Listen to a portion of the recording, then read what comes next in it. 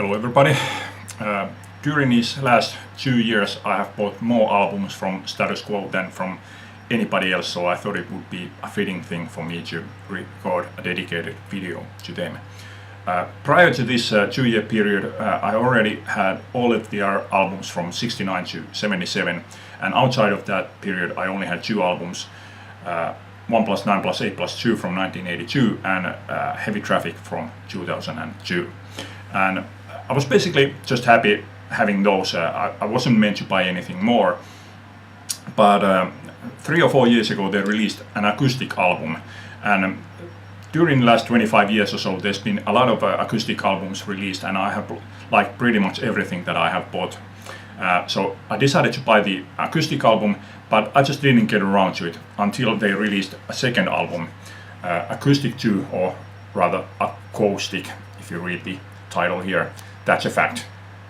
And I compared the track listing between these 2 albums, and the first album was largely concentrating on their classic hits, whereas this is just mostly just their songs from their albums. And I decided to buy this one, and it's a fantastic.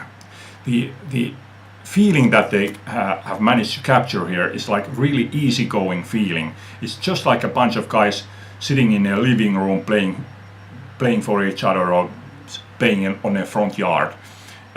Just fantastic, laid-back, easygoing feeling. So inspired by that, I decided to buy more albums, and my first purchase was back-to-back from 1983.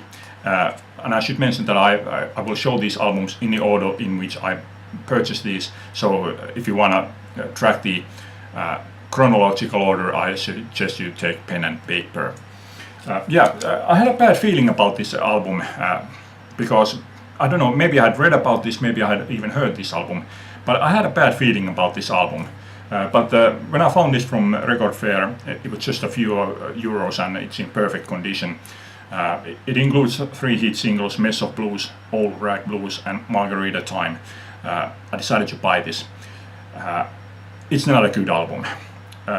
Those 3 hit singles are good ones, but there are 3 songs here that includes really cheesy 80s keyboard sound.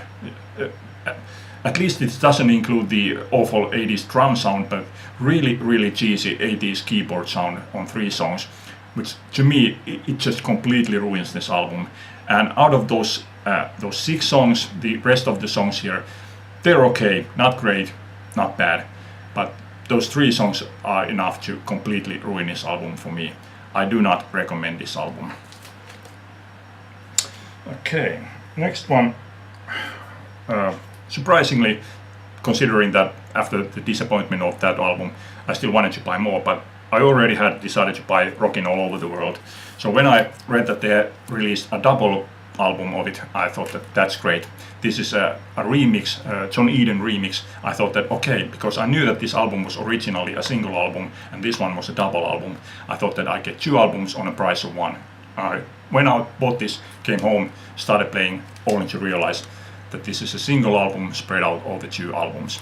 So this was like a slap in the face to me, just a good reminder to me that the least that I can do is look at the album that I'm buying, not buying just on a thing, just because I think I know about something about this album. I should know what I'm buying. But yeah, I will get back to this one a bit later on. My next purchase was Mark Kelly's Greasy Spoon from 1970, their first album from the boogie period. This is actually one of my favorite Status Quo album, really good album in my opinion. I already had this one on CD, but this one was the only album from the boogie period that I didn't have on vinyl, so now I have all the albums from 70 to 77 on vinyl. Inspired by that, I decided to buy one of the late period albums, and I decided on In Search of the Fourth Chord. This one seems to be from 2014, but I personally believe that this was released a bit earlier. I think this 2014 is just the year when this vinyl was released.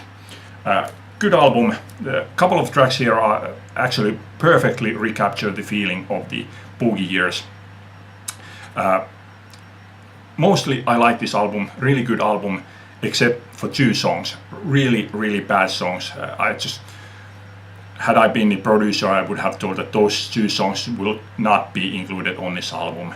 So it would be better to have this one on CD, so I could just program those 2 songs off. But other than that, it's a good album. I did like it so much that I decided to buy one more of their late period albums, and I decided on The Party Ain't Over Yet from 2005, and this one is even better. Yeah, this is good album, good solid double album. It's not like the boogie rock years, but this is a good solid rock album from Status Quo. So yeah, highly recommended. Next one was a slight mistake again. I bought this one thinking that this one was the first studio album released after the Live 1977. This is If You Can Stand the Heat from 1978. But this is actually the second album released after Live 1977. This one is the album, in my opinion, in which they are searching for their new style. The first track here, Again and Again, is straight from the boogie rock years. It could be from On the Level, for example. It's just straight boogie rock track.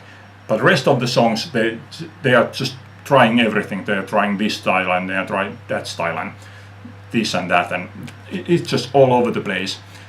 But I like this. It's a good album, despite the style being everywhere. They still managed to write good songs. Yeah, I think this is a good album. Yeah, I do like this one. Then next I bought the first album released after 1977 Live. This is Rockin' All Over the World, the original mix. And to me this album is an in-between album. With the follow-up, If You Can Stand the Heat, they started like searching for their style. This is something that they just settled on. It was just something that boogie rock style had been left behind. Now they had something else, but it really wasn't. It just really wasn't yet what they would become. And the songwriting quality here isn't that good either. I don't think it's bad, but it's not good either. It's just an album in between. I don't really recommend this one either. So between this and the John Eden remix, is there a lot of differences? Well, there is differences, but I don't think that there is like a world of difference between those two. Basically, you can go with either one.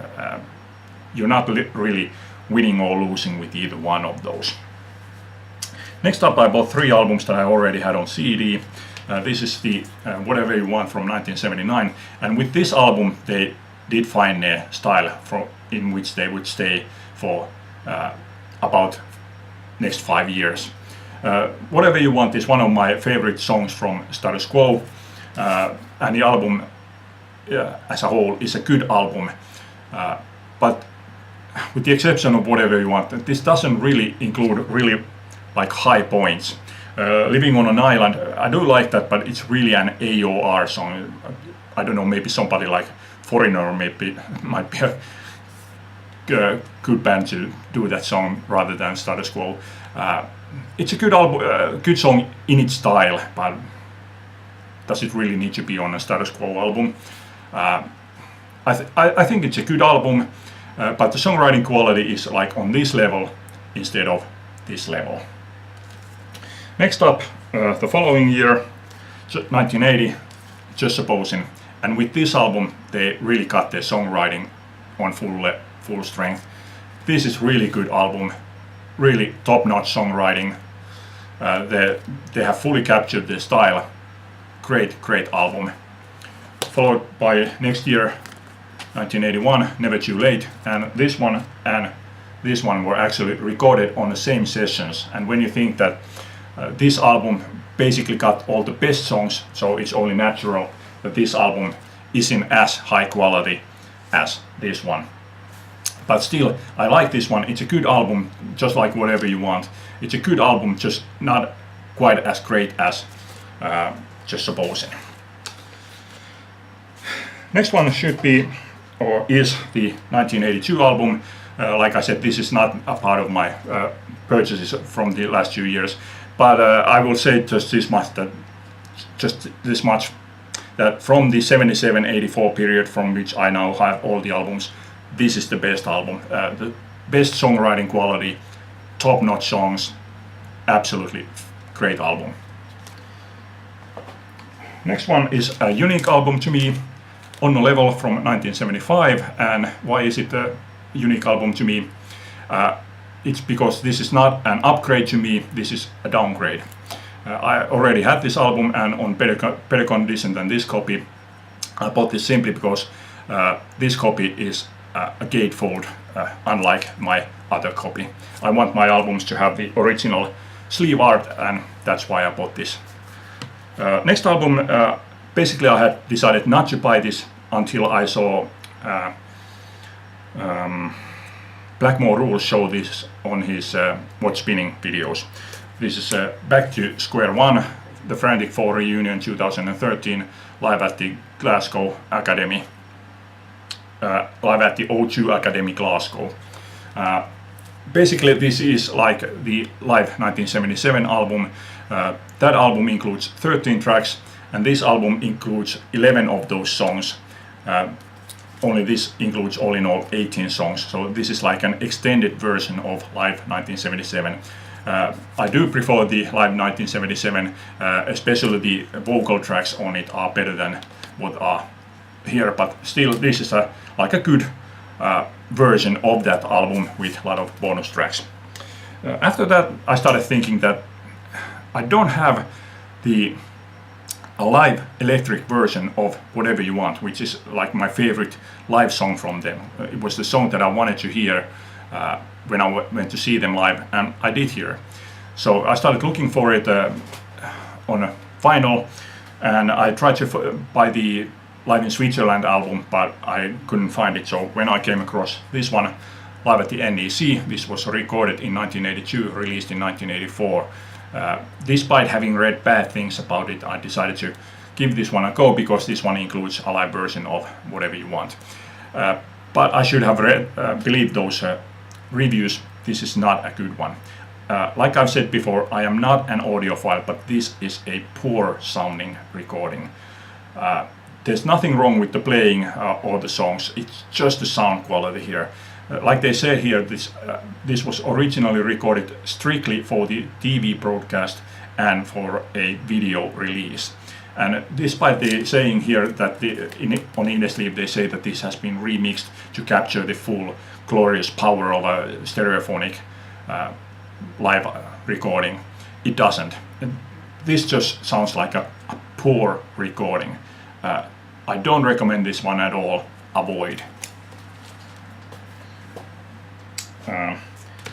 And then I bought another live album, live acoustic, live at the Roundhouse.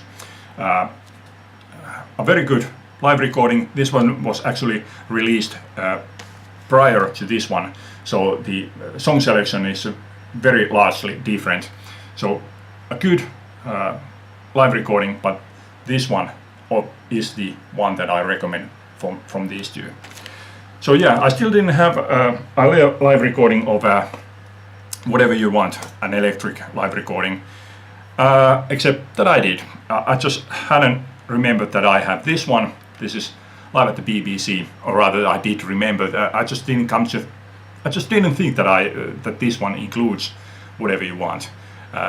Somehow I had like forgotten that this includes a long period of songs, but in my mind I had thought that this includes like basically up until 75, but this goes like early 2000s, I think. So this one includes a live version of Whatever You Want, actually two different versions of it. So at this point I had decided that I won't be needing any more Status Quo records. That's it. Until Ben, Quohead 84, I believe his name is today, recommended me Under the Influence from 1999, and when I found this I bought it, and it's a good one. from this record that I now I have like 4 albums from this late period, including this one, Heavy Traffic from 2002. Out of these 3 that I have bought recently, let's say the Party Ain't Over Yet is the best one in my opinion. It's the most solid rock album out of these 3, but I still think that this Heavy Traffic is the best one. It's not a heavy rock album like the Party Ain't Over Yet or like this one. It's got a lighter feeling, lighter sound to it, but again I like the song quality here the best. I think it's got really good feeling, really good songs on it. And then I came across this one, Live at the NEC. Yeah, I found this one a second hand, and because it was so cheap, I just decided to give this one a go, see if it's any better, and it is. The sound quality is it's like a day and night. This sounds a really good album. This is like a live album should sound, whereas this one sounds like a VHS tape. This one sounds like a rock album. And yeah, the original album is a single album with 10 songs and about 40 minutes. This is a triple album with 17 songs and 2 hours long. But simply the sound quality here, and of course the amount of bonus material that you get here, this is absolutely the way to go if you decide to buy Live at the NEC. This one, triple album. And finally, the last one from this year, Rick Parfitt, Over and Out, his posthumous solo album release. Stylistically, this is just like a Status Quo album. I have to say that I was a bit surprised, but yeah, this is just like a Status Quo album. There are 2 ballads here. I think they were Without You and Long Distance Love. I like the Long Distance Love, but the Without You was like a second grade 80s ballad. I didn't really like that one. But other than that, it's a good album, a fitting tribute to Rick Parfitt. Okay, that's it for this time. Hope you like this. Leave a comment. Thanks for watching. Bye.